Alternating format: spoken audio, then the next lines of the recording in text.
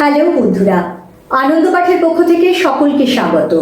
আজকের আলোচ্য বিষয় ওয়েস্ট বেঙ্গল বোর্ড ও সিবিএসই বোর্ডের দ্বাদশ শ্রেণীর অর্থাৎ উচ্চ মাধ্যমিক বাংলা পাঠ্যসূচির আন্তর্জাতিক কবিতা বিভাগের একটি কবিতা বেরটোল্ড ব্রেখটের পড়তে জানে এমন এক মজুরের প্রশ্ন। কবি পরিচিতি, উৎস, কবিতার মূল বক্তব্য এবং সম্পূর্ণ কবিতার পাঠ ও বিশ্লেষণের সঙ্গে সঙ্গে আরো বিশেষ কিছু আলোচনার মধ্যে আসবে। এই কবিতাটির বৈশিষ্ট্য হলো কবিতার মধ্যে অজস্র ঐতিহাসিক ঘটনা এবং ইতিহাসের অনুষঙ্গ ব্যবহার করা হয়েছে। ইতিহাসের এই ঘটনাগুলো সম্পর্কে একটু না জানলে তোমরা কিন্তু কবিতাটা বুঝতে পারবে না। তাই কবিতাটা বিশ্লেষণের সঙ্গে সঙ্গে এখানে উল্লিখিত ঐতিহাসিক ঘটনাবলীর ব্যাখ্যা দেওয়াটাও জরুরি। এইসব ঐতিহাসিক ঘটনাবলীর ও অনুষঙ্গের ব্যাখ্যাও থাকবে এই আলোচনার মধ্যে। তোমরা যদি স্কিপ না করে পুরোটা একটু মন দিয়ে শোনো, তাহলে কিন্তু কবিতাটা তোমাদের কাছে একেবারে জলের মতো সহজ হয়ে যাবে। শুরু করছি আজকের আলোচনা। প্রথমে কবি পরিচিতি। বেরটোল্ড ব্রেখট ছিলেন একজন আন্তর্জাতিক খ্যাতিসম্পন্ন কবি, নাট্যকার এবং নাট্য পরিচালক। পুঁজিবাদের বিরুদ্ধে শ্রমজীবী মানুষের শোষণ ও বঞ্চনার কথা তিনি তুলে ধরতেন তাঁর নাটকে। বিষয় এবং আঙ্গিকে বিংশ শতাব্দীর নাট্যকারদের কাছে তিনি ছিলেন অন্যতম পথপ্রদর্শক। ব্রেখটের জন্ম হয় 1898 সালে জার্মানিতে।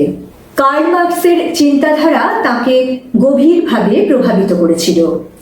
নাৎসি জামানায় তিনি বহু বছর নির্বাসনে কাটিয়েছেন। প্রথমে স্ক্যান্ডিনেভিয়ায় এবং পরে দ্বিতীয় বিশ্বযুদ্ধের সময় যুক্তরাষ্ট্রে তার জীবন কেটেছে।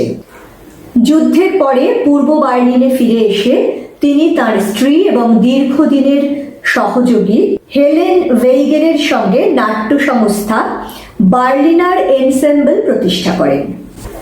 তার উল্লেখযোগ্য কয়েকটি রচনা হল the three Penney Opera, life of Galileo, mother courage and her children ইত্যাদি। এবারে আসবো কবিতার উৎস প্রসঙ্গে। বলা বাহুল্য, মূল কবিতাটি জার্মান ভাষায় লিখিত। এর ইংরেজি অনুবাদের নাম questions from a worker who reads. এই ইংরেজি অনুবাদটি আন্তর্জাতিক মহলে বিশেষ খ্যাতিসম্পন্ন।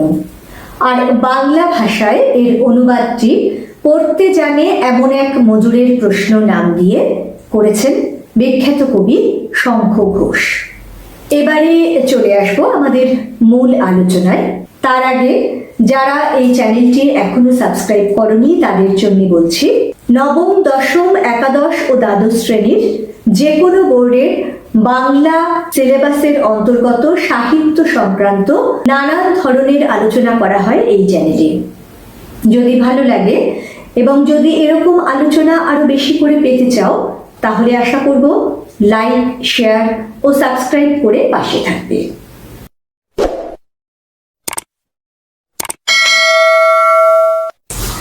এবারে আজকের আলোচনা বেরটোল্ড ব্রেখটের কবিতা পড়তে জানে এমন এক মজুরের প্রশ্ন।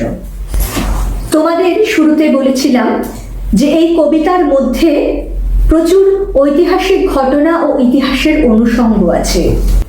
তোমরা যদি একটু মনে করে দেখো, তাহলে দেখবে যে ইতিহাস আমরা এ যাবৎকাল পড়ে এসেছি, সেই ইতিহাসে সারা বিশ্ব জুড়েই দেখানো হয়েছে নানান রক্তক্ষয়ী সংগ্রাম, বড় বড় সৌধ বা কীর্তি স্থাপন, নানান সাম্রাজ্যের উত্থান ও পতন এবং শাসক ও দেশ বিদেশের রাজা বাদশার কাহিনী।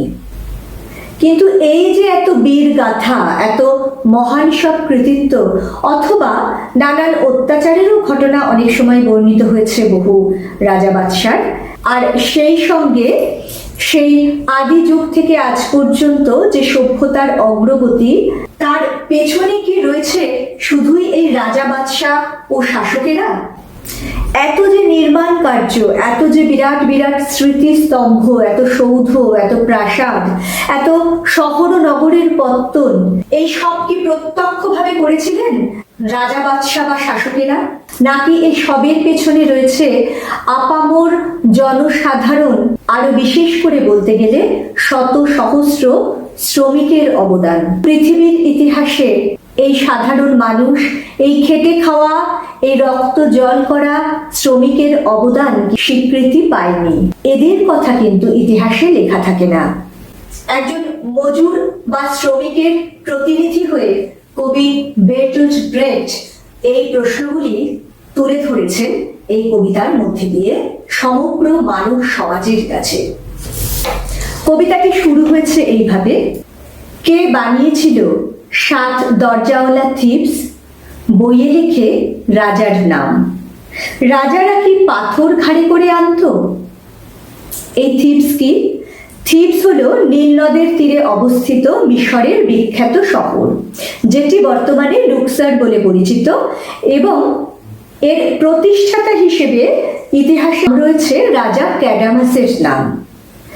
এখানেই কবির অমোঘ প্রশ্ন, রাজারা কি পাথর ঘাড়ে করে আনতো? অর্থাৎ একটা নগরী প্রতিষ্ঠার জন্য যে শ্রম দেওয়া হয়েছিল, যে হাজার হাজার শ্রমিকেরা দিন রাত পরিশ্রম করে এই নগরকে গড়ে তুলেছিল, এবং যে সময় গড়ে তুলেছিল সেই সময় কোনো উন্নত প্রযুক্তি ছিল না, ছিল না পরিবহনের কোনো উন্নত ব্যবস্থা।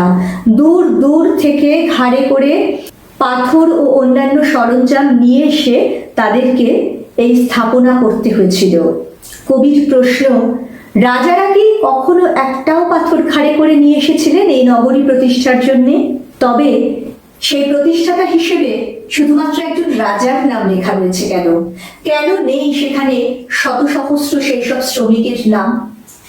আর ব্যাবিলন এতবার গুঁড়ো হলো, কে আবার গড়ে তুললো এতবার?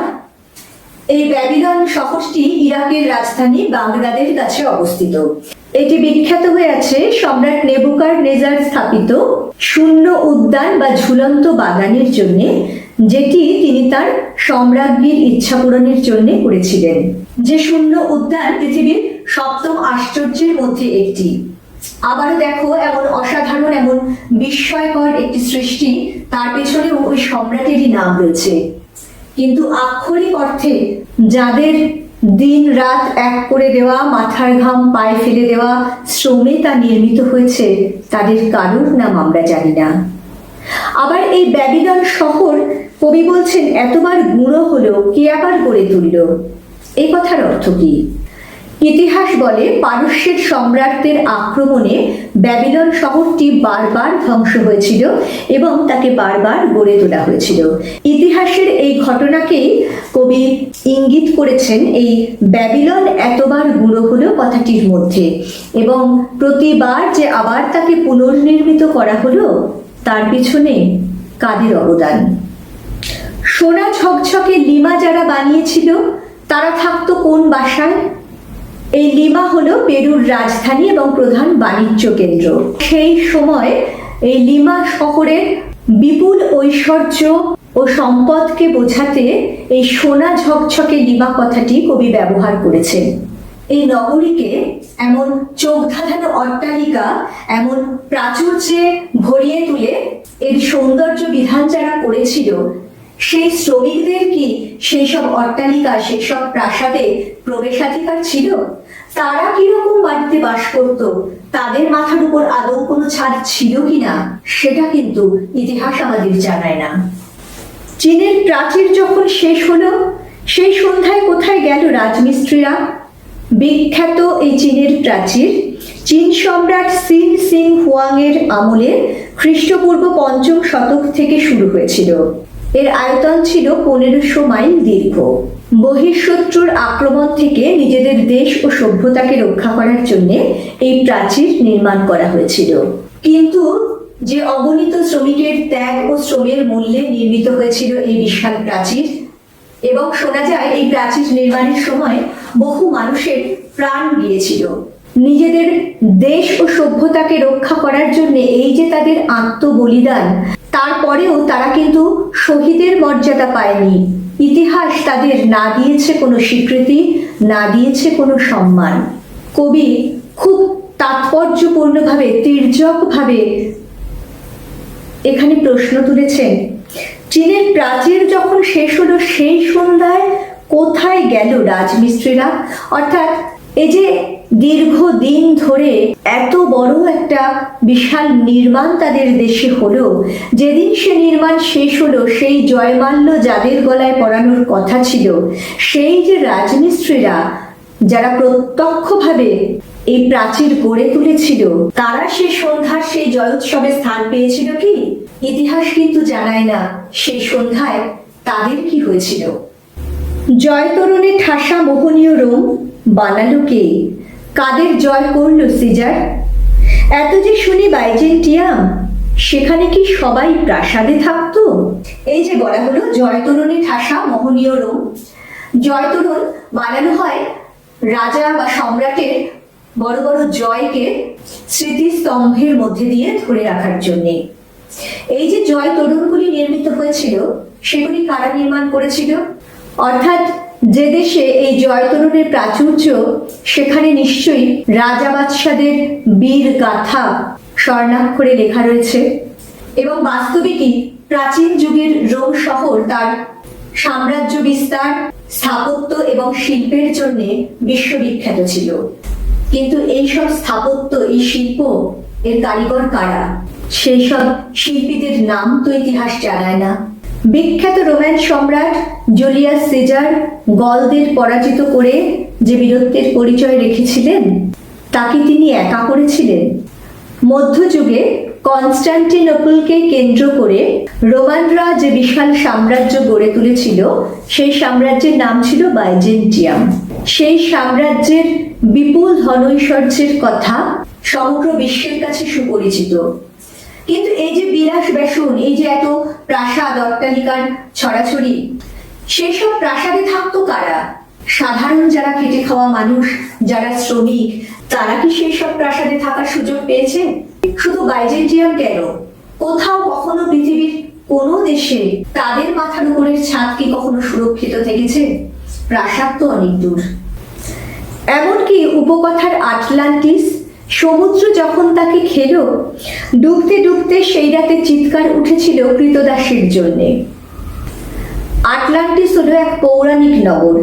গ্রিক পৌরাণিক উপকথা অনুযায়ী সমুদ্রতলে হারিয়ে যাওয়া অত্যন্ত উন্নত একটি দ্বীপরাষ্ট্র ছিল আটলান্টিস। কথিত আছে সমুদ্রের জলোচ্ছ্বাসের কারণে যা তলিয়ে গিয়েছিল। সেই আটলান্টিস শহরের রাজা, সেখানকার উচ্চবিত্ত অভিজাত শ্রেণী, তারা হয়তো এই দ্বীপটি তলিয়ে যাওয়ার আভাস পেয়ে সুরক্ষিত জায়গায় চলে যেতে পেরেছিল। কিন্তু তাদের কৃতদাসেরা, যাদের স্থান ছিল সবার নিচে, অভিজাত শ্রেণীর নির্মম অত্যাচার আর অবিচারের শিকার হয়ে যাদের দিন কাটত, তাদের তো কেউ উদ্ধার করেনি। তারা তলিয়ে গিয়েছিল। তাদের জন্য এই অভিজাতরা চিৎকার করে উঠেছিল, কারণ তাদের সেবা দাসের অভাব পড়বে এবার। আর এইসব কৃতদাসীদের যে পরিবার, তাদের খবর কে রাখে? ভারত জয় করেছিল তরুণ আলেকজান্ডার, একলাই নাকি?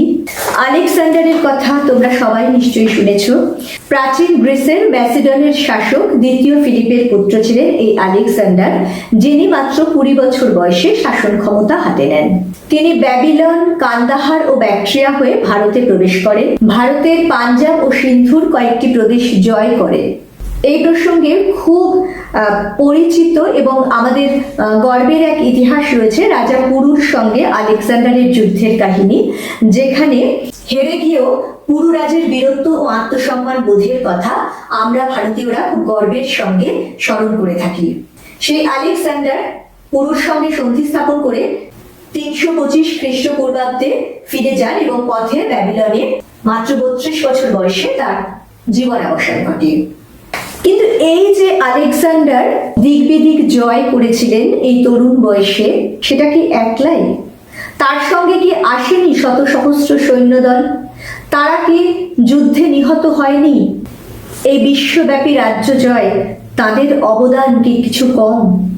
তাদের কথা কি কেউ জানে? গলদের নিপাত করেছিল সিজার, নিদেন একটা রাঁধুনি তো ছিল। এই প্রসঙ্গ আমরা আগেও পেয়েছি। জুলিয়াস সিজার যে গলদের ধ্বংস করেছিলেন, এই গল হলো ফ্রান্সের আদিম উপজাতি জুলিয়াস সিজার যাদের পর্যদস্ত করেছিলেন। এবং এই যে যুদ্ধ জয় বেরিয়েছিলেন জুলিয়াস সিজার, তার সঙ্গে সৈন্য সামন্ত ও অন্যান্য দাস দাসীদের কথা তো ছেড়েই দাও, কবি বলছেন নিজের পক্ষে একটা রাঁধুনিও তো ছিল। যুদ্ধক্ষেত্রে জুলিয়াস সিজার তো নিজে রান্না করে খাননি, সম্রাট এবং তার সৈন্যদের জন্য যিনি প্রতিদিন খাদ্যের ব্যবস্থা করেছিলেন তার কি কোনো অবদান নেই এই যুদ্ধ জয়? বিরাট আর্মাডা যখন ডুবল, স্পেনের ফিলিপ কেঁদেছিল খুব, আর কেউ কাঁদেনি। এই আর্মাডা কি? 1588 সালে অ্যাংলো স্প্যানিশ যুদ্ধে সম্রাট দ্বিতীয় ফিলিপ ইংল্যান্ডের বিরুদ্ধে যে বিশাল নৌবহর পাঠিয়েছিলেন তা আর্মাডা নামে বিখ্যাত হয়েছিল। কিন্তু ইংল্যান্ডের বিরুদ্ধে যুদ্ধে এই বিশাল স্প্যানিশ নৌবহর পরাজিত হয়েছিল। স্বাভাবিকভাবেই এই পরাজয়ে দ্বিতীয় ফিলিপ অত্যন্ত ভেঙে পড়েছিলেন। তার সেই কষ্ট, তার সেই দুঃখ, সেই কান্নার কথা লেখা আছে। কিন্তু সমগ্র স্পেনবাসী কি এই পরাজয় হতাশ হয়নি, দুঃখিত হয়নি? তারা কি সেই দিন চোখের জল ফেলেনি? সেই সঙ্গে সেই রণতরী যে ডুবে গিয়েছিল, তার সঙ্গে যে অজস্র সৈনিকেরও সলিল সমাধি হয়েছিল, তাদের খবর কি ইতিহাস রাখার প্রয়োজন মনে করেছে? 7 বছরের যুদ্ধ জিতেছিল দ্বিতীয় ফ্রেডরিক। কে জিতেছিল? একলা সে? ফ্রেডরিক দ্য গ্রেট বা দ্বিতীয় ফ্রেডরিক ছিলেন রাশিয়ার রাজা। 1756 থেকে 1763 এই 7 বছর ধরে রাশিয়া ও ইংল্যান্ডের যৌথ বাহিনী, সম্মিলিত বাহিনী অর্থাৎ অস্ট্রিয়া, রাশিয়া, সুইডেন ইত্যাদি দেশের সঙ্গে যুদ্ধ করেছিল এবং সেই যুদ্ধে জয়ী হয়েছিলেন রাশিয়ার রাজা দ্বিতীয় ফ্রেডরিক, যাকে ইতিহাস গ্রেট ফ্রেডরিক নামে অভিহিত করেছে। কিন্তু 7 বছর ধরে এই যুদ্ধে কত অজস্র সৈনিক শহীদ হয়েছে, আহত হয়েছে, ক্ষতবিক্ষত হয়েছে এবং বীরত্বের পরিচয় দিয়েছে, সে কথা কিন্তু কোথাও লেখা হয়নি। জয়োৎসবের ভোজ বানাতো কারা? খুব ইম্পর্টেন্ট তাৎপর্যপূর্ণ লাইন।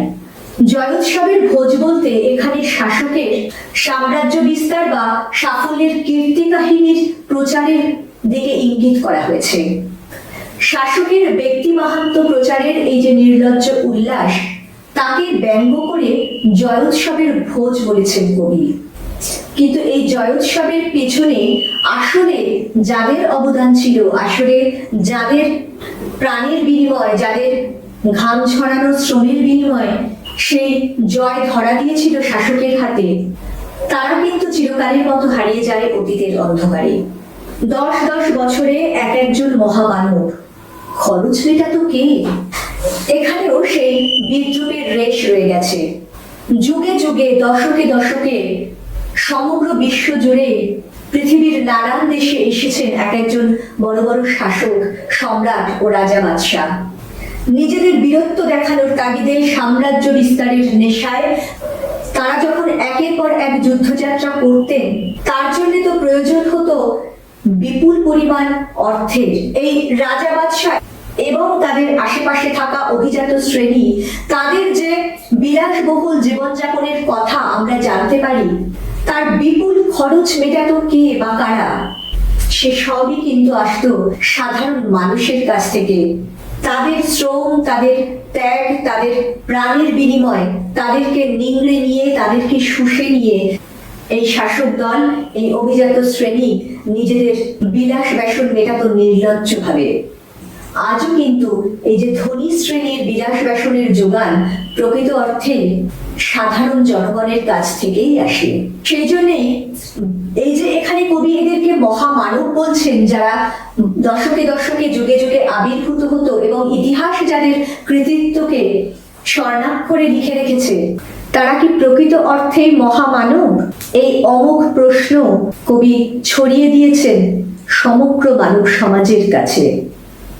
আর শেষ করেছেন এইভাবে, কত সব খবর, কত সব প্রশ্ন, যে খবর, যে সংবাদ ইতিহাস কখনো আমাদের জানায়নি, মানব সভ্যতার প্রকৃত যে বীরগাথা, যে যন্ত্রণার কাহিনী, যে নির্লজ্জ অতীত, ইতিহাস তাকে সযত্নে ঢেকে রেখেছে, সেই সব খবর, সেই সব প্রশ্ন আজ অতি সাধারণ আপামর জনসাধারণের পক্ষ থেকে, খেটে খাওয়া শ্রমিক মজুরের পক্ষ থেকে তুলে ধরেছেন কবি বেরটোল্ড ব্রেখট, যিনি শোষিত জনগণের প্রতিনিধি হিসেবেই সমগ্র পৃথিবীতে মান্যতা পেয়েছেন।